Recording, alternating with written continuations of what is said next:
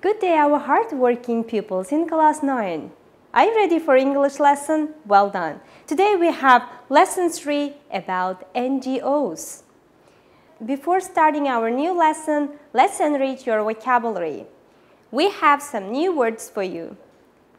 Obey, statute, wanted, war, voluntary, volunteer, battle, natural disaster. What do you think? What kind of definition can we give to the word obey? Here you are. To act according to what you have been asked or ordered to do by someone in authority, or to behave according to a rule, law, or instruction. Second one, statute.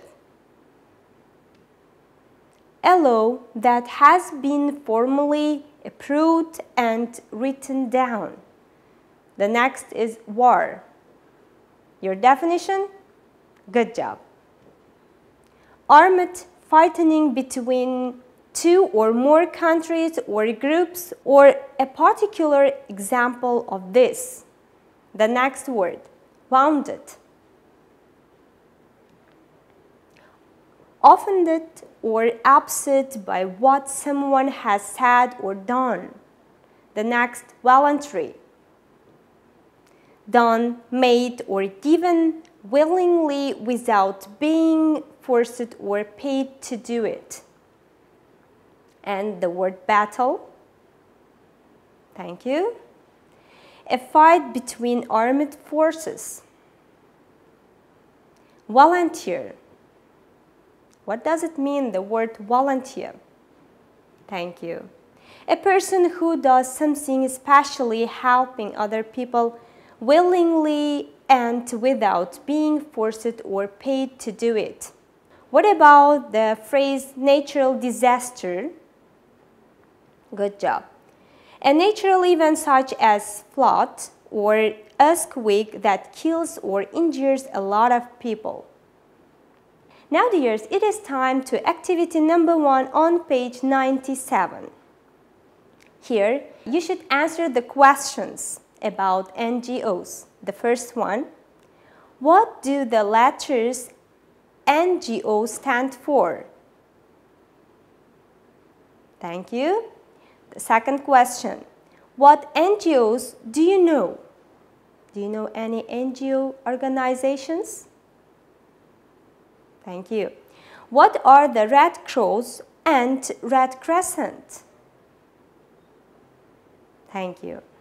And what do they do? Now I have an interesting listening task about NGOs.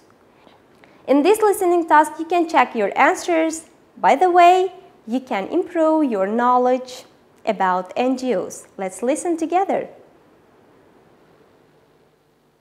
Lesson 3, Activity 1C. Hello, and welcome to 5 Minutes of Education a Day. Our program today is about some famous non-governmental organizations, or NGOs. These organizations are independent from the government. They have their own program and statutes and do not report to the government, but they obey the laws of government on NGOs. Now, most of you will be familiar with the words the Red Cross and the Red Crescent. Yes, and most of you will know their logos, the Red Cross on a white background and the Red Crescent also on a white background. These emblems are recognized all over the world as symbols of aid and relief. As I said, the Red Cross and the Red Crescent are probably the best-known NGOs in the world. They exist to assist people who have been hit by natural disasters and wars, and those living in difficult or dangerous situations. And just recently they have been very busy. But first, a word or two about how they began. Thank you so much. Were your answers right? Good job. Now, the second part of this activity, here the same structure. You have to answer the questions but not before listening to us, but after listening. The question: how did the Red Cross and the Red Crescent begin? Let's listen. After listening, you should answer the question. Lesson 3, Activity 1D. The Red Cross was founded by a Swiss citizen, Henri Dunant, in 1863, after he had visited the scenes of battles in the north of Italy. He saw the terrible suffering of the soldiers lying on the battlefields without any medical services, and he decided to do something about it. So he began helping the soldiers and called local people to help. Later, he wrote a book about his experiences. In the book, he asked the people of the world to organize a voluntary association to help those in need in peacetime, and he also asked them to establish an organization of medical nurses ready to care for the wounded during a war. In addition, he asked for an international agreement which guaranteed health and medical services provided by volunteers who were honest. In this way, the Red Cross and the Red Crescent were established. Thank you for your attention. Let's check your answer. It was the result of one man's experience of seeing the wounded in a war zone.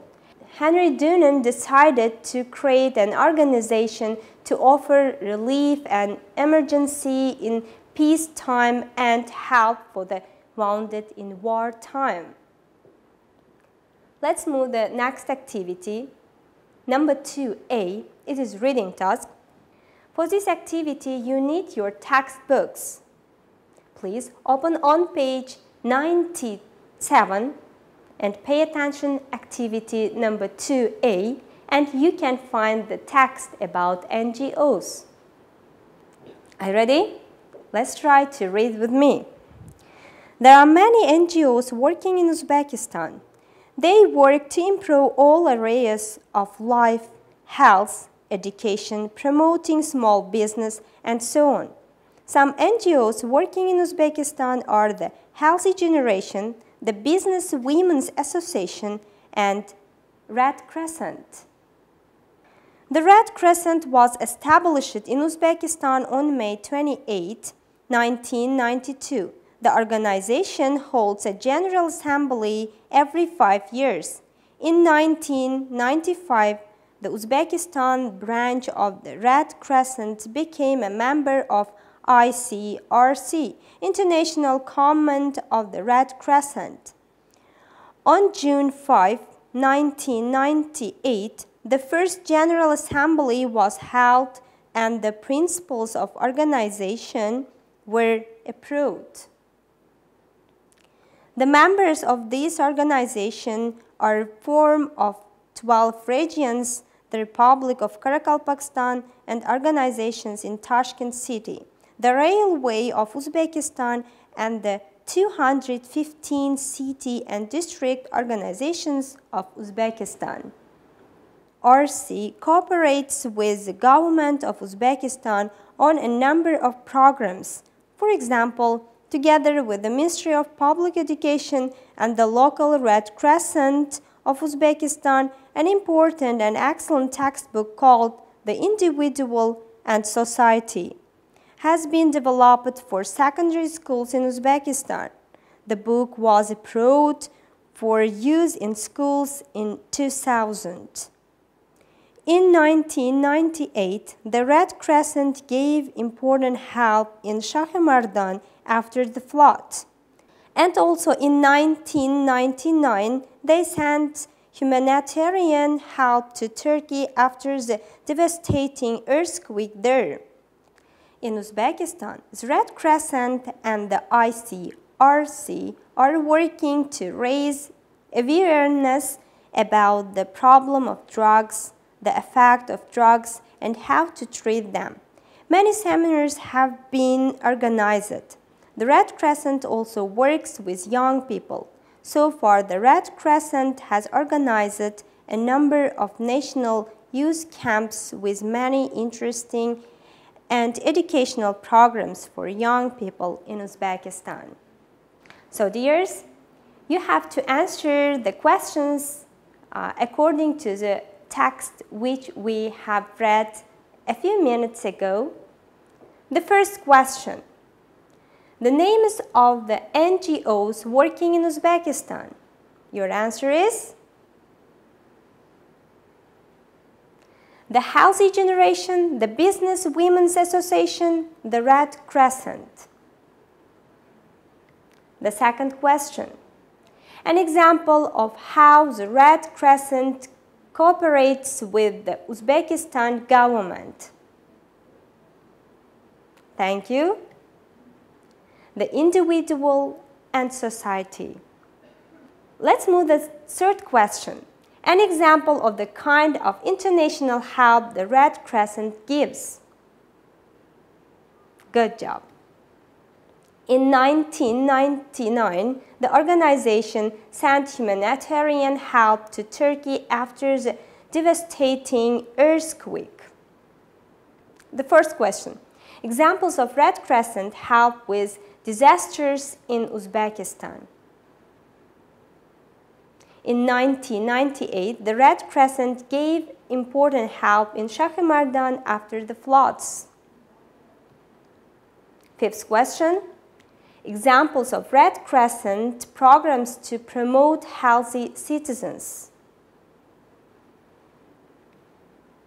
The Red Crescent is working to raise awareness about the problem of drugs, the effects of drugs, and how to treat them. Activity number 3 on page 98. The instruction: Claire is in class 11. She supports the WWF. Read and say what you think about her activity. Please open on this page and try to read with me. We have lots of organizations which try to help. There are NGOs like the WWF, Worldwide Fund for Nature, which try to protect animals and their environments. Oxfam, which helps people in disasters and emergencies, and so on. I try to play my part.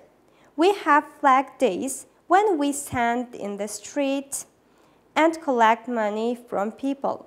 We have official pages so people can recognize us, and we are licensed by the city authorities. Thank you for your attention. So, you should give your opinion about Claire's activity. I have 2 examples which my students sent me as a home task. Let's listen together. I think that this is the action of a responsible citizen of the earth. Taking care about our planet where we are living and contributing to its well-being is highly important. As for me, collecting money from people and using it to protect animals and their environment is a pragmatic approach to help and save Earth. In Uzbekistan, we truly have many non-governmental organizations and some charity funds that collect money and then use them to plant trees or build new homes or for animals so that they help in any way possible. Uzbek people are really generous. If we take it in international arena, I can say that in some special days like Earth Day, people go out and they do everything possible to help and save the planet that we are living. Thank you. The second example. From year to year, the damage caused by human activities to nature has been studied in depth by society, and a number of organizations have been formed to prevent it. It's noteworthy that those who want to take an active part in such organizations are working hard to preserve nature. We only approve of the proliferation of such organizations, but it's more expedient for humanity not only to provide organizations with money, but also to prevent damage to nature and use nature properly. Thank you so much. Please record your answers too and send it to your teacher. And then you can get the feedback of your teacher. How long does it take you? Today we have to learn how we can answer this question. We have structure, it plus object plus time and verb. For example, it takes me 15 minutes to eat my breakfast. The second example, it takes her 5 minutes to make a cup of tea. Activity 4A. In this activity, you have to answer the questions. The first question, how long does it take you to walk a kilometer? 15 minutes, 20 minutes, maybe 30 minutes? Thank you. Second question, how long does it take you to wake up in the morning?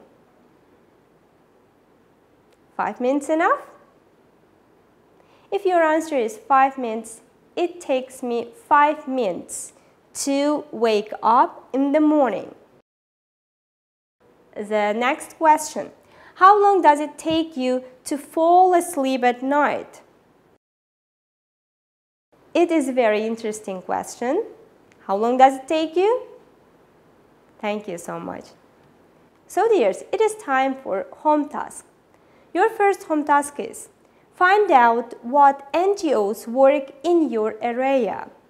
Your second task, write a letter to the NGO asking for help with a problem in your place.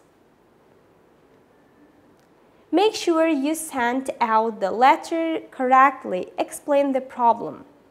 Say what has been done already, if anything. Say clearly what you want to the NGO to do. Say what you can do to help the NGO. Give an address where the NGO can contact you. It is the end of our lesson. Thank you for your attention. I do appreciate it. See you next time.